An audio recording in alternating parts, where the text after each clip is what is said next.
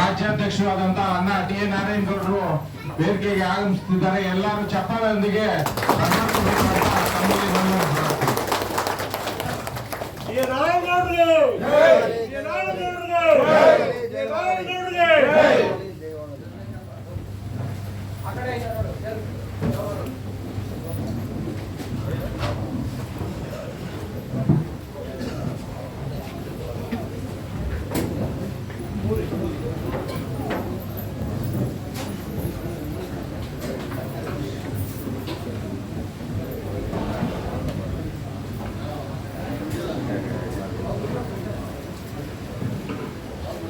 ಬಂಧುಗಳೇ, ಇವತ್ತು ಏನು ಕರ್ನಾಟಕ ರಕ್ಷಣಾ ವೇದಿಕೆಯ ಕಾರ್ಯಾಗಾರ ಸಭೆಯನ್ನ ಇವತ್ತು ಕರೆದಿರತಕ್ಕಂಥದ್ದು. ಈ ಒಂದು ಕಾರ್ಯಕ್ರಮಕ್ಕೆ ನಮ್ಮೆಲ್ಲ ನೆಚ್ಚಿನ ನಾಯಕರು ಅಣ್ಣ ಟಿ ಎ ನಾರಾಯಣಗೌಡರು ಈ ಕಾರ್ಯಕ್ರಮಕ್ಕೆ ಬಂದಿರೋದು ನಮ್ಮೆಲ್ಲರ ಒಂದು ಖುಷಿಯ ವಾತಾವರಣವನ್ನ ಸೃಷ್ಟಿ ಮಾಡಿದೆ. ಈ ಒಂದು ಕಾರ್ಯಕ್ರಮಕ್ಕೆ ಗೌರವಾಧ್ಯಕ್ಷರಾದಂತ ಅಯ್ಯತ್ ಅವರು, ರಾಜ್ಯ ಗೌರವಾಧ್ಯಕ್ಷರು ಅವರು ವೇದಿಕೆ ಮೇಲೆ, ಉಪಾಧ್ಯಕ್ಷರು ಅವರು ವೇದಿಕೆ ಮೇಲೆ ಆಗಮಿಸಿದ್ದಾರೆ. ಅವ್ರಿಗೂ ಸ್ವಾಗತವನ್ನ ಕೊಡ್ತಾ ಇದ್ದೀವಿ. ಹಾಗೆ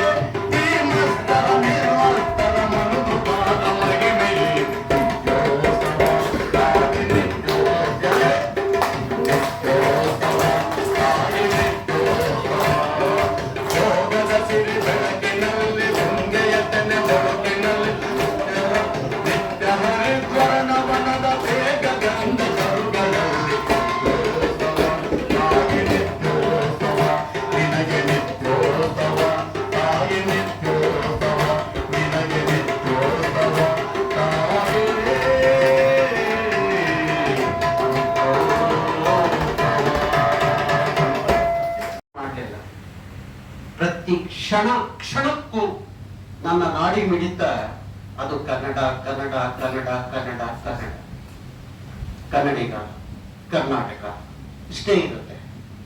ಗೊತ್ತಾಯ್ತಾ? ಎಲ್ಲರ ಎದೆ ಬಡಿತ ಡವ ಡವ ಡವ ಡವ ಅಂತಿದ್ರೆ ನನ್ನ ಎದೆ ಬಡಿತ ಕನ್ನಡ ಕನ್ನಡ ಕನ್ನಡ ಕನ್ನಡ ಅಂತ ಇರುತ್ತೆ. ಅಷ್ಟು ಪ್ರೀತಿ ಕಾಳಜಿ ಅದು ನೈಜವಾಗಿರುತ್ತೆ, ನಿಜವಾಗಿರುತ್ತೆ, ನಿಸ್ವಾರ್ಥವಾಗಿರುತ್ತೆ. ಅದಿದ್ದಾಗ ಮಾತ್ರ ನನಗೆ 100 ಜನ ಕೊಟ್ಬಿಟ್ರಿ ಕೋಲಾರ ಜಿಲ್ಲೆಯಲ್ಲಿ, ಅದು ಹೆಣ್ಣೋ ಗಂಡೋ ಗೊತ್ತಿಲ್ಲ, 100 ಜನ ಸಿಕ್ಕಿಲ್ಲ ಸರ್.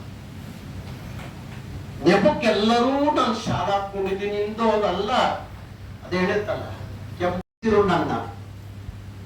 ಆದ್ರೂ ಸಹ ಯಾವತ್ತೂ ಕನ್ನಡದ ವಿಚಾರದಲ್ಲಿ ನಾನು ಕೂಗ್ಲಿಲ್ಲ, ಬಗ್ಲಿಲ್ಲ, ಯಾವನಿಗೂ ಎದುರಲಿಲ್ಲ.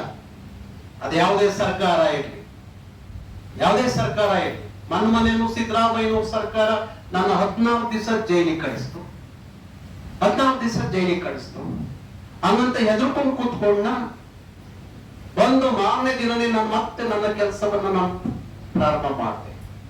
ಯಾತಕ್ಕೋಸ್ಕರ ನನ್ನ ಸ್ವಂತಕ್ಕ, ನನ್ನ ಸ್ವಾರ್ಥಕ್ಕ, ನನ್ನ ನಾಡಿನ ಮಕ್ಕಳ ಭವಿಷ್ಯ, ಬದುಕು, ಭಾಷೆ, ನೆಲ, ಜಲ, ಗಡಿ, ಈ ನಾಡಿನ ಮಕ್ಕಳ ಉದ್ಯೋಗ, ಇದಕ್ಕಾಗಿ 24 ಗಂಟೆ ಈ ರಾಜ್ಯದಲ್ಲಿ ಯಾರಾದ್ರೂ ಒಬ್ಬ ಯೋಚನೆ ಮಾಡ್ತಾನೆ ಅಂದ್ರೆ ಅದು ನಿಮ್ಮ ನಾಯಕರು ಮಾತ್ರ ಅಂತ ನೀವು ಚೆನ್ನಾಗಿ ಅರ್ಥ ಮಾಡಬೇಕು. ಯಾವನು ಯೋಚನೆ ಮಾಡಲ್ಲ. ನೀವು ಕೋಲಾರ ಜಿಲ್ಲೆಯಿಂದ ಗೆಲ್ಸಿ ಕಳಿಸ್ತಿರಲ್ಲ, ಅವನಿಗೆ ಇಲ್ಲ. ಯಾಕೆಂದ್ರೆ ಅದು ನೈಜವಾಗಿದ್ದಾಗ ಮಾತ್ರ. ನೈಜವಾದ ಕನ್ನಡದ ಪ್ರೀತಿ ಇದ್ದಕ್ಕೆ, ಕಾಳಜಿ ಇದ್ದಕ್ಕೆ, ಬದ್ಧತೆ ಇದ್ದಕ್ಕೆ. 5-6 ಬಾರಿ ಜೈಲಿಗೆ ಹೋದೆ ನಾನು. 5-6 ಬಾರಿ ಜೈಲಿಗೆ ಕಳಿಸಿರು ನನ್ನ. ಆದ್ರೂ ಸಹ ಯಾವತ್ತೂ ಕನ್ನಡದ ವಿಚಾರದಲ್ಲಿ ನಾನು ಕುಗ್ಲಿಲ್ಲ, ಬಗ್ಲಿಲ್ಲ, ಯಾವನಿಗೂ ಎದುರಲಿಲ್ಲ. ಅದು ಯಾವುದೇ ಸರ್ಕಾರ ಇರಲಿ, ಯಾವುದೇ ಸರ್ಕಾರ ಇರಲಿ. ಮೊನ್ನೆನೂ ಸಿದ್ದರಾಮಯ್ಯ ಸರ್ಕಾರ ನನ್ನ 14 ದಿವಸ ಜೈಲಿಗೆ ಕಳಿಸ್ತು. 14 ದಿವಸ ಜೈಲಿಗೆ ಕಳಿಸ್ತು. ಹಂಗಂತ ಹೆದರ್ಕೊಂಡು ಕೂತ್ಕೊಂಡ ಬಂದು ಮಾರನೇ ದಿನನೇ ನಾನು ಮತ್ತೆ ನನ್ನ ಕೆಲಸವನ್ನ ನಾನು ಪ್ರಾರಂಭ ಮಾಡಿದೆ. ಯಾತಕ್ಕೋಸ್ಕರ ನನ್ನ ಸ್ವಂತಕ್ಕ, ನನ್ನ ಸ್ವಾರ್ಥಕ್ಕ, ನನ್ನ ನಾಡಿನ ಮಕ್ಕಳ ಭವಿಷ್ಯ, ಬದುಕು, ಭಾಷೆ, ನೆಲ, ಜಲ, ಗಡಿ, ಈ ನಾಡಿನ ಮಕ್ಕಳ ಉದ್ಯೋಗ, ಇದಕ್ಕಾಗಿ 24 ಗಂಟೆ ಈ ರಾಜ್ಯದಲ್ಲಿ ಯಾರಾದ್ರೂ ಒಬ್ಬ ಯೋಚನೆ ಮಾಡ್ತಾನೆ ಅಂದ್ರೆ ಅದು ನಿಮ್ಮ ನಾಯಕರು ಮಾತ್ರ ಅಂತ ನೀವು ಚೆನ್ನಾಗಿ ಅರ್ಥ ಮಾಡಬೇಕು. ಯಾವನು ಯೋಚನೆ ಮಾಡಲ್ಲ. ನೀವು ಕೋಲಾರ ಜಿಲ್ಲೆಯಿಂದ ಗೆಲ್ಸಿ ಕಳಿಸ್ತಿರಲ್ಲ, ಅವನು ಯಾವತ್ತೂ ಯೋಚನೆ ಮಾಡಿಲ್ಲ. ಇಲ್ಲ 224 ಜನ ವಿಧಾನಸೌಧದಲ್ಲಿ ಕೂತಿದಾರಲ್ಲ, ಅವ್ರು ಯಾರು ಯಾವತ್ತೂ ಯೋಚನೆ ಮಾಡಲಿಲ್ಲ ನನ್ನ ನಾಡು, ನನ್ನ ಭಾಷೆ, ನನ್ನ ಸಂಸ್ಕೃತಿ, ನನ್ನ ನೆಲ, ಜಲ, ನನ್ನ ಜನ ಬದುಕು, ನನ್ನ ಜನರ ಬದುಕು ಅಂತ ಯಾವತ್ತೂ ಯೋಚನೆ ಮಾಡಲಿಲ್ಲ. ಪ್ರತಿ ಕ್ಷಣಕ್ಕೂ ನನ್ನ ನಾಡಿ ಮಿಡಿತ ಅದು ಕನ್ನಡ, ಕನ್ನಡ, ಕನ್ನಡ, ಕನ್ನಡ, ಕನ್ನಡ, ಕನ್ನಡಿಗ, ಕರ್ನಾಟಕ, ಇಷ್ಟೇ ಇರುತ್ತೆ. ಗೊತ್ತಾಯ್ತಾ? ಎಲ್ಲರ ಎದೆ ಬಡಿತ ಡವ ಡವ ಡವ ಡವ ಅಂತಿದ್ರೆ ನನ್ನ ಎದೆ ಬಡಿತ ಕನ್ನಡ, ಕನ್ನಡ, ಕನ್ನಡ, ಕನ್ನಡ ಅಂತ. ಅಷ್ಟು ಪ್ರೀತಿ, ಕಾಳಜಿ ಅದು ನೈಜವಾಗಿರುತ್ತೆ, ನಿಜವಾಗಿರುತ್ತೆ, ನಿಸ್ವಾರ್ಥವಾಗಿರುತ್ತೆ. ಅದಿದ್ದಾಗ ಮಾತ್ರ ನನಗೆ 100 ಜನ ಕೊಟ್ಬಿಟ್ರಿ ಕೋಲಾರ ಜಿಲ್ಲೆಯಲ್ಲಿ, ಅದು ಹೆಣ್ಣೋ ಗಂಡೋ ಗೊತ್ತಿಲ್ಲ, 100 ಜನ ಸಿಕ್ಕಿಲ್ಲ ಸರ್. ನೆಪಕ್ಕೆಲ್ಲರೂ ನಾನು ಶಾಲಾ ಹಾಕೊಂಡಿದ್ದೀನಿ ಅಲ್ಲ. ಅದು ಹೇಳುತ್ತಲ್ಲ, ಕೆಂಪುತ್ತ ನವಿಲು ಕುಣಿಯುತ್ತೆ ಅಂತೇಳಿ ಕೆಂಪುತ್ತ ಪುಕ್ಕ ತರ್ಕೊಂತು ಅನ್ನೋ ಕತೆ ಹಾಕ್ಬಾರ್ದು. ನವಿಲಿಗೆ ಪ್ರಕೃತಿ ಕೊಟ್ಟ ಅಂದ ಚಂದ, ಅದ ಕುಣಿದ್ರೆ ನೋಡಕ್ ಚೆನ್ನಾಗಿರುತ್ತೆ. ನವಿಲು ರೆಕ್ಕೆ ಬೆಚ್ಚಿ ಕುಣಿದ್ರೆ ನೋಡಕ್ ಚೆನ್ನಾಗಿರುತ್ತೆ. ಆದ್ರೆ ಕೆಂಪುತ್ತ ಕುಣಿದ್ರೆ ಚೆನ್ನಾಗಿರುತ್ತೆ, ಇರೋ ಪುಕ್ಕನು ಉದುರಿಸ್ಕೋಬೇಕಾಗತ್ತೆ. ಹಂಗ ಆ ಪ್ರಶ್ನೆಗಲ್ಲ ನಾನು ನಿಮ್ಮಲ್ಲಿ ಇಷ್ಟೊಂದು ಜನ ನೋಡ್ತೇನೆ. ಗೊತ್ತಾಯ್ತಾ? ಅದಕ್ಕೆ ಹೇಳ್ತಾ ಇದ್ದೀನಿ ನಿಮಗೆ. ನೋಡಿ, ನಿಮ್ಮ ಜಿಲ್ಲೆಯಲ್ಲಿ 2 ಲೀಡರ್ಗಳು ತೀರ್ಕೊಂಡ್ರು ಅಲ್ವಾ? 2 ಲೀಡರ್ಗಳು ತೀರ್ಕೊಂಡ್ರು ಮೊನ್ನೆ ಸಂದರ್ಭಕ್ಕೆ. ಆ 2 ನೋಡಿದಾಗ ನನಗೆ ಇವತ್ತಿಗೂ ಕಣ್ಣು ಮುಂದೆ ಬರುತ್ತೆ. ಯಾವುದೇ ಚಳವಳಿಯಲ್ಲಿ 2 ಕಾಣಿಸ್ಕೊತಾ ಇದ್ರು. ಅವರು ನೈಜವಾಗಿತ್ತು, ಬದ್ಧತೆಯಿಂದ ಆಯ್ತು, ಕಾಳಜಿಯಿಂದ ಕೆಲಸ ಮಾಡ್ತಿದ್ರು. ಅವರ ಭಾವಚಿತ್ರ ನಾನು ನೋಡಿದ ತಕ್ಷಣ ನನಗೆ ಅನ್ಸಿದ್ದು ಏನಂದ್ರೆ, ಇಲ್ಲ ಅವ್ರ ಮನೆಗೆ ಹೋಗ್ಬೇಕು, ನಾವು ಅವರ ಕಷ್ಟ ಕೇಳಬೇಕು, ಅವ್ರ ಜೊತೆ ಸ್ಪಂದಿಸ್ಬೇಕು ಅನ್ನಿಸ್ತು. ಯಾಕೆಂದ್ರೆ ಅವ್ರ ಹೋರಾಟ ನೈಜವಾಗಿತ್ತು. ಅದಕ್ಕೋಸ್ಕರ ಹಂಗೆ ನಮ್ಗೆ ಅನಿಸ್ಬೇಕು, ನಿಮ್ಮ ಹೋರಾಟ, ನಿಮ್ಮ ವಿಚಾರ, ನಿಮ್ಮ ಕಾಳಜಿ, ನಿಮ್ಮ ಕೆಲಸ ಕಾರ್ಯ ಕನ್ನಡದ ಬಗ್ಗೆ ನೈಜವಾಗಿದೆ. ನಾವೇನು ಹೊತ್ಕೊಂಡು ಹೋಗ್ತೀವಿ? ಏನು ಹೊತ್ಕೊಂಡು ಹೋಗೋದು ಏನೂ ಇಲ್ಲ. ಏನಾದ್ರೂ ಹೊತ್ಕೊಂಡು ಹೋಗೋದು, ಅಲ್ಲೆಲ್ಲೋ ಸ್ವರ್ಗ, ಅಲ್ಲೆಲ್ಲೋ ನರಕ, ಅಲ್ಲಿ 30-40 ಸೈಟು, ಅಲ್ಲಿ ಕಾರು, ಅಲ್ಲಿ ಬಾರು ಅನ್ನೋದೇನಾರ ಇದ್ರೆ ಅಲ್ಲಿಗೂ ಒಂದಷ್ಟು ಉಳಿಸ್ಕೊಂಡು ಹೋಗ್ತಿದ್ರು ಏನೋ ಗೊತ್ತಿಲ್ಲ. ಅಲ್ಲೇನೂ ಇಲ್ಲ. ಸತ್ತ ಮರುಕ್ಷಣ ನಿಮ್ಮ ಮನೆಯಲ್ಲಿ, ನೀವೇ ಕಟ್ಟಿದ ಮನೆಯಲ್ಲಿ ನಿಮ್ಮನ್ನು ಮರುಕ್ಷಣಕ್ಕೆ ಆಚೆಗೆ ಇಡ್ತಾರೆ. ನಿಮ್ಮ ಹೆಸರಿಗೂ ಕರೆಯಲ್ಲ, ಬಾಡಿ ಇರ್ತಾರೆ, ಹೆಣ ಅಂತಾರೆ, ಆಚೆಗೆ ಇಟ್ಟಿದ್ದೀವಿ ಅಂತಾರೆ. ಅದು ಸತ್ತ ತಕ್ಷಣ ತನಗೆ ಆಚೆಗಿಡಪ್ಪ ಅಂತಾರೆ ಅಲ್ವಾ? ನಿಮ್ಮ ಅಪ್ಪ ಸತ್ರು ಅಷ್ಟೇ, ನಿಮ್ಮ ಮೌಸ್ ಸತ್ರು ಅಷ್ಟೇ, ನೀವು ಸತ್ರು ಅಷ್ಟೇ ಅಲ್ವಾ? ಸತ್ತಾಗ ಬದುಕೋದಿದೆಯಲ್ಲ ಅದು ಭಾರಿ ಮುಖ್ಯ. ಬದುಕಿದ್ದಾಗ ಸತ್ತೋಗ್ಬಿಟ್ಟಿರ್ತಾರೆ ಎಷ್ಟೋ ಜನ, ಬದುಕಿದ್ದಾಗಲೇ ಸತ್ತೋಗಿರ್ತಾರೆ. ಆದ್ರೆ ಸತ್ತಾಗ್ಲೂ ಕೆಲವರು ಬದುಕಿರ್ತಾರೆ. ಯಾರು ಸತ್ತಾಗಲೂ ಬದುಕಿರ್ತಾರೆ ಅಂದ್ರೆ ನಿಮ್ಮಂಗೆ ನೈಜವಾದ ಕನ್ನಡದ ಕಾಯಕ ಮಾಡಿದವರು ಮಾತ್ರ ಸತ್ತಾಗ್ಲೂ ಬದುಕಿರ್ತಾರೆ. ಆ ಹುಡುಗರು ಇಬ್ರು ಬದುಕಿದ್ದಾರೆ, ಸತ್ತಿಲ್ಲ. ಅದು ಒಬ್ಬ ಕೋಲಾರ ಜಿಲ್ಲೆಯ ಕಾರ್ಯಕರ್ತನ ಕರ್ತವ್ಯ ಆಗಬೇಕು. ಅದು ಕಾಳಜಿ, ಅದು ತಾಯ್ನಾಡಿನ ಪ್ರೀತಿ. ಅದು ಹಿಂದೆ ಹೋದ್ರೆ ನೀವೇನ್ ಕೆಲಸ ಮಾಡಲ್ಲ. 240 ಜನ ಇರುವಂತ ವಾಟ್ಸಪ್ ಗ್ರೂಪ್ ಅಲ್ಲಿ ಕರೆಕ್ಟ್ ಆಗಿ 500 ಜನ ಕೆಲಸ ಮಾಡೋದು, ಇಲ್ಲ 100 ಜನ ಮಾಡ್ತಾರೆ ಸಾಕು. ಅದಿಲ್ಲ ಅಂದ್ರೆ ಹೆಲ್ತದ್ದು ಸುಮ್ಮನೆ ಬರೋದು, ಬೆದರು ಗೊಂಬೆಗಳ ತರ ಗದ್ದೆಯಲ್ಲಿ ನಿಲ್ಲಿಸ್ತಾರಲ್ಲ ಕೂತ್ಕೊಳ್ಳೋದು, ಹೋಗೋದು, ಹೋದ್ರೆ ವ್ಯರ್ಥ ಅನ್ಸಲ್ಲ. ನಿಮ್ ಸಮಯನೂ ವ್ಯರ್ಥ, ನನ್ನ ಸಮಯನೂ ವ್ಯರ್ಥವಾಗುತ್ತೆ.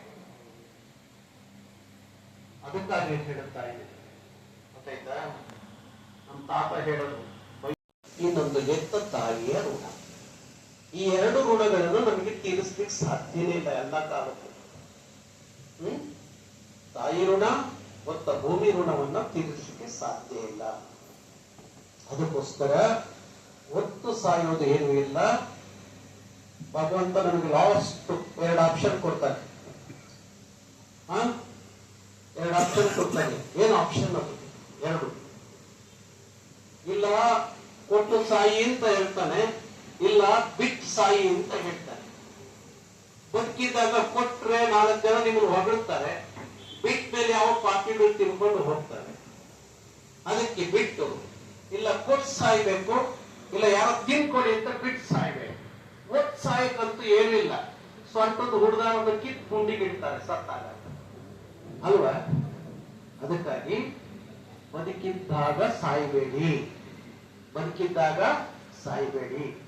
ಸತ್ತ ಮೇಲೂ ಬದುಕಿ. ಸತ್ತ ಮೇಲೆ ಬದುಕಬೇಕು ಅಂದ್ರೆ ನೀವು ಕನ್ನಡದ ನಾಡಿನ ತಾಯಿಯ ಋಣವನ್ನ ತೀರಿಸಿ ಅಂತ ಅರ್ಥ. ಅದನ್ನು ತೀರಿಸ್ತೀರಿ ಅನ್ನೋದಾದ್ರೆ, ಆ ಪ್ರೀತಿ ಕಾಳಜಿ ನೈಜವಾಗಿದ್ರೆ ಕರವೇ ಒಳಗಡೆ ಬನ್ನಿ, ಕರವೆಯಲ್ಲಿ ಕೆಲಸ ಮಾಡ್ರಿ, ಕರವೆಯಲ್ಲಿ ಮುಂದುವರಿಯಿರಿ.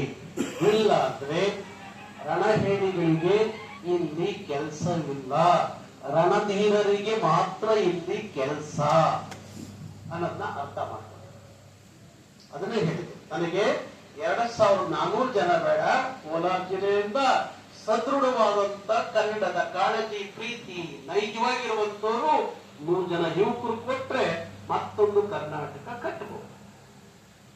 ಯಾರು ನಮ್ಮ ಹಿರಿಯರ ಕನಸಿನ ಕರ್ನಾಟಕ, ಗೊತ್ತಾಯ್ತಾ? ಕನ್ನಡ ಜಾತಿ ಅಂತ ಕಟ್ತೀವಿ, ಕನ್ನಡ ಧರ್ಮ ಅಂತ ಕಟ್ತೀವಿ, ಕನ್ನಡವೇ ದೇವರು ಅಂತ ಕಟ್ತೀವಿ. ನಾನು ಎಲ್ಲೂ ಜಾತಿ ಹೆಸರಲ್ಲಿ ಕನ್ನಡ ಕಟ್ತಾ ಇಲ್ಲ, ಧರ್ಮದ ಹೆಸರಲ್ಲಿ ಕನ್ನಡ ಕಟ್ತಾ ಇಲ್ಲ, ಇನ್ಯಾವುದೋ ಹೆಸರಲ್ಲಿ ಕನ್ನಡ ಕಟ್ತಾ ಇಲ್ಲ. ನಾನು ಕನ್ನಡ ಕಟ್ತಾ ಇರೋದು ಕನ್ನಡದ ನಾಡಲ್ಲಿರುವಂತ ಎಲ್ಲರೂ ಒಂದೇ, ಅದು ಕನ್ನಡವೇ ಧರ್ಮ. ನಾವೆಲ್ಲ ಒಂದೇ, ಅದು ನಮ್ಮ ಜಾತಿ ಕನ್ನಡ. ನಾವು ಪೂಜಿಸೋ ದೇವರು ಒಂದೇ, ಅದು ಕನ್ನಡ, ಅದು ಕನ್ನಡ. ಯಾವ ಬಿಜೆಪಿಯವರು, ಕಾಂಗ್ರೆಸ್ನವರು, JDS ನವರು ಹೇಳಲಿಲ್ಲ ಈ ಮಾತನ್ನ, ಗೊತ್ತಾಯ್ತಾ? ವೇದಿಕೆಯಲ್ಲಿ ಭಾಷಣ ಬಿಗಿತಾರೆ, ಎಲ್ಲರೂ ಭಾಷಣ ಬಿಗಿತಾರೆ. ಏನು ಇವರೇ ದೇಶ ಪ್ರೇಮಿಗಳ ತರ ಭಾಷಣ ಬಿಗಿತಾರೆ. ಅವರ ಅಂತರಂಗದಲ್ಲಿ ಎದೆಯಲ್ಲಿ 4 ಪ್ರೀತಿ ಇರಲ್ಲ. ಯಾವುದೇ ಭಾಷೆ ಪ್ರೀತಿ, ದೇಶದ ಪ್ರೀತಿ ಯಾವುದೂ ಇರಲ್ಲ. ಯಾರು ಜಾಸ್ತಿ ಮಾತಾಡ್ತಾರೋ ಅವ್ರಿಗೆ ಯಾವ ಪ್ರೀತಿನೂ ಇರಕ್ಕಿಲ್ಲ, ಗೊತ್ತಾಯ್ತಾ? ಸ್ವಯಂ ಘೋಷಿತ ದೇಶ ಪ್ರೇಮಿಗಳು ನೋಡ್ತೀವಿ ನಾವು. ಇವತ್ತು ಸೋಷಿಯಲ್ ಮೀಡಿಯಾದಲ್ಲಿ ಮಾತಾಡ್ತಾರೆ, ಅವರಷ್ಟೇ ದೇಶ ಪ್ರೇಮಿಗಳು ಅಂತ, ಅವರಷ್ಟೇ ದೇಶಭಕ್ತರು ಅಂತ. ನಾವಲ್ಲ ಅಂತ. ನಾವ್ಯಾರು ಹಿಂದಿ ವಿರೋಧ ಮಾಡಿದ್ರೆ ಇವರು ದೇಶ ದ್ರೋಹಿಗಳು, ನಮ್ಮ ಭಾಷೆ ಪ್ರೀತಿ ಮಾಡಿದ್ರೆ ಅದು ದೇಶ ದ್ರೋಹಿಗಳಂತೆ. ಹಿಂದಿ ಜೈಕಾರ ಹಾಕ್ಬಿಟ್ರೆ ದೇಶ ಪ್ರೇಮಿಗಳಂತೆ. ಯಾರು ದೇಶ ಪ್ರೇಮಿಗಳು? ಯಾರು ತನ್ನ ಹೆತ್ತ ಭಾಷೆಯನ್ನ ಪ್ರೀತಿ ಮಾಡ್ತಾರೋ ಅವರು ನಿಜವಾದ ದೇಶ ಪ್ರೇಮಿಗಳು. ನನ್ನ ಮನೆಯನ್ನ ಕಟ್ಟಲಿಕ್ಕೆ ನನಗೆ ಆಗದೆ ಇದ್ದಾಗ ಪರವ ಮನೆ ಕಟ್ತೀನಿ ಎನ್ನುವ ನಂಬಿಕೆ ಯಾರಿಂದಲೂ ಸಾಧ್ಯ ಇಲ್ಲ. ಮೊದಲು ನಾನು ಕನ್ನಡಿಗ, ಆಮೇಲೆ ನಾನು ಭಾರತೀಯ. ಕನ್ನಡಿಗನ ಅಲ್ಲದ ಭಾರತೀಯನಾಗ್ಲಿಕ್ಕೆ ಸಾಧ್ಯನೇ ಇಲ್ಲ. ಯಾರೋ ಬಿಜೆಪಿ ನಾನು ದೇಶಭಕ್ತ ಆಗ್ತೀನಿ ಅಂದ್ರೆ ಅವನು ನಾಡಭಕ್ತ ಆಗಿದ್ರೆ ಮಾತ್ರ ದೇಶಭಕ್ತ ಆಗ್ತಾನೆ. ನಾಡಭಕ್ತ ಅಲ್ಲದವನು ದೇಶಭಕ್ತ ಆಗಕ್ ಸಾಧ್ಯನೇ ಇಲ್ಲ.